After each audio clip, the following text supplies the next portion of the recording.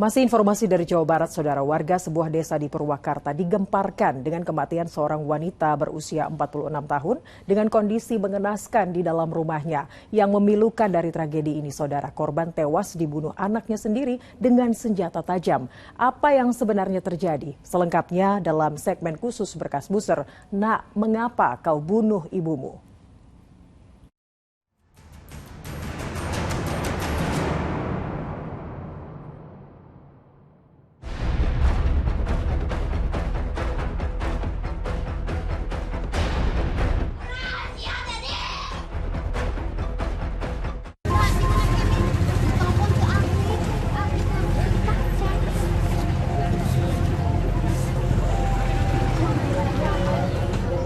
Sore itu, berbondong-bondong warga Kampung Ngenol, Desa Gunung Hejo, Kecamatan Darangdan, Kabupaten Purwakarta, mendatangi sebuah rumah.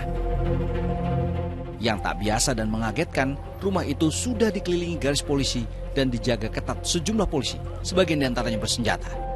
Nampaknya aparat tengah memastikan tempat kejadian perkara steril dan tidak dirusak oleh orang-orang yang lalu lalang. Sebagian orang tak paham apa yang terjadi. Namun kedatangan sejumlah petugas dari Inafis Satreskrim Polres Purwakarta membawa kantung jenazah membuat tanda tanya besar apa yang terjadi di rumah itu.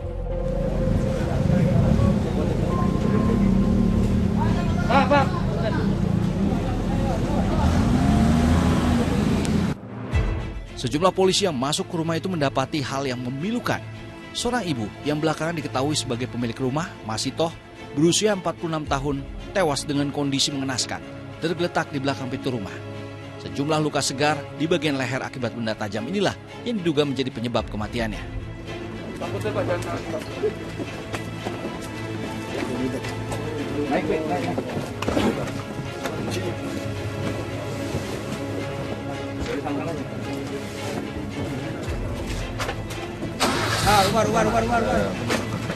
Bentar, alat tidurnya Andra. Alat tidurnya. Kejadian ini cepat diketahui polisi karena kepala desa merespon kasus ini dengan mengontak aparat. Kepala desa Gunung Hejo menyampaikan bahwa telah terjadi pembunuhan. Seorang anak membunuh ibu kandung sendiri. Untuk pelaku sendiri gimana? Untuk luka sendiri yang diderita korban, luka apa sih Pak? Dan luka bacok ada di leher. Kebetulan saat ini korban sudah dibawa ke rumah sakit Banyuwangi. Yang mengagetkan, pelakunya adalah anaknya sendiri, Teddy, yang sudah dewasa. Sebagian warga tak habis pikir, bagaimana mungkin seorang anak menganiaya ibu hingga tewas dengan kondisi sang ibu tengah sakit. Bahkan seorang warga bersaksi, Teddy seorang tetangga yang baik dan tidak pernah berbuat onar. Nggak pernah kelihatan ngamuk atau apa gitu Pak? Nggak. Orangnya sih biasa diem atau gimana Pak? Sering ngobrol. Biasa aja kayak yang lain. Tetangga juga bergaul biasa. Suka kerja kerjanya apa gitu? Dia paling kebun biasa. Biasa bantu gitu Pak. Gak ada tanda-tanda gejala untuk melakukan kekerasan atau apa gitu? Gak ada. Meski demikian, Ketua RT setempat membeberkan background penyakit Teddy yang mengarah pada kejiwaan bisa jadi pemantik dari peristiwa pembunuhan itu. Aku anaknya yang kedua. Anaknya yang kedua. Ya. Alasannya kenapa katanya informasinya? Ya kan anak kan punya penyakit saraf juga. Gangguan kejiwaan. Mungkin dia kehabisan obat. Cukup sulit memastikan apa yang terjadi di rumah yang baru ditimpa musibah itu karena tidak ada saksi mata selain hanya almarhumah Masitoh dan anaknya Teddy. Jenazah Masitoh pun dibawa ke rumah sakit untuk kepentingan otopsi. Sementara polisi usai melakukan olah TKP langsung menangkap terduga pembunuh dan membawanya ke Mapolres Purwakarta untuk kepentingan penyidikan. Teddy Setiawan telah menjalani penahanan di Mapolres Purwakarta. Proses diamankannya oleh warga sebelum diserahkan ke polisi berlangsung tanpa perlawanan. Ya, untuk keterangan saksi, kemudian juga pelaku mengakui bahwa dia yang melakukan pembunuhan terhadap ibunya. Kemudian si pelaku langsung kita bawa ke Polres Purwakarta. Jadi penanganan perkaranya ditarik ke Polres Purwakarta. Saat interogasi polisi, Teddy nampak tidak fokus dan agak keluar dari konteks pembicaraan. Saya dorong bacok karena masalah keluarga. Masalah keluarga kumaha awalnya berbedaan pendapat tentang politik. Jadi kan saudara saya ada 5 saudara.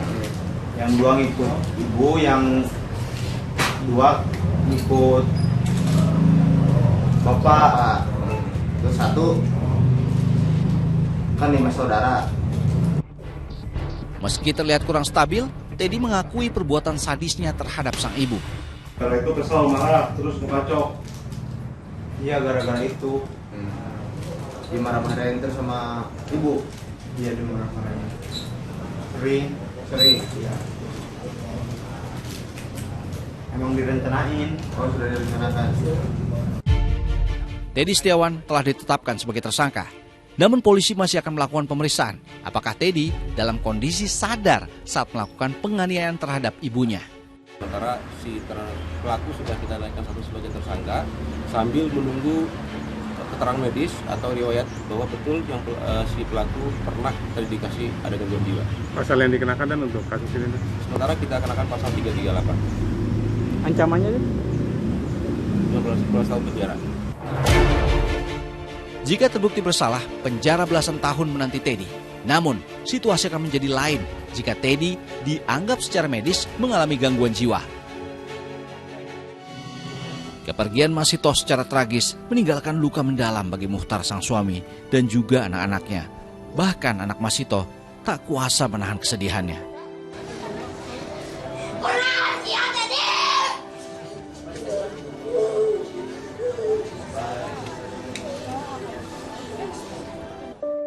Teddy yang rutin berobat 4 tahun terakhir ini mengalami gangguan saat pulang bekerja dari Kalimantan. Di hari naas itu, akibat terlambat berobat, ia mengamuk. Tapi kalau udah obatnya masuk, ya biasa aja gitu. Ini telat berarti Pak ya? Telat, itu kan telat 2 hari. Telat 2 hari. 2 hari. Kan nggak habis mau kontrol, ya nggak bisa kan ngabisan itunya ya. Bisa kuota. Meski ikhlas dan pasrah karena tahu sudah takdir Tuhan Yang Maha Kuasa, Muchtar berharap anaknya masih bisa disembuhkan. Saya maunya direhabilitas. Direhab. Ya. Kalau orang mati itu kan bisa berobat, kalau nggak ada obat itu lagi. Kumat lagi. Iya. Ini saya mau direhabilitas ke pesantren apa kemana ya. Itu saya maunya. Masito sudah berpulang. Muchtar dan anak-anaknya hanya bisa mendoakan istri dan ibu bagi anak-anak itu mendapat tempat yang layak di sisi Tuhan Yang Maha Kuasa.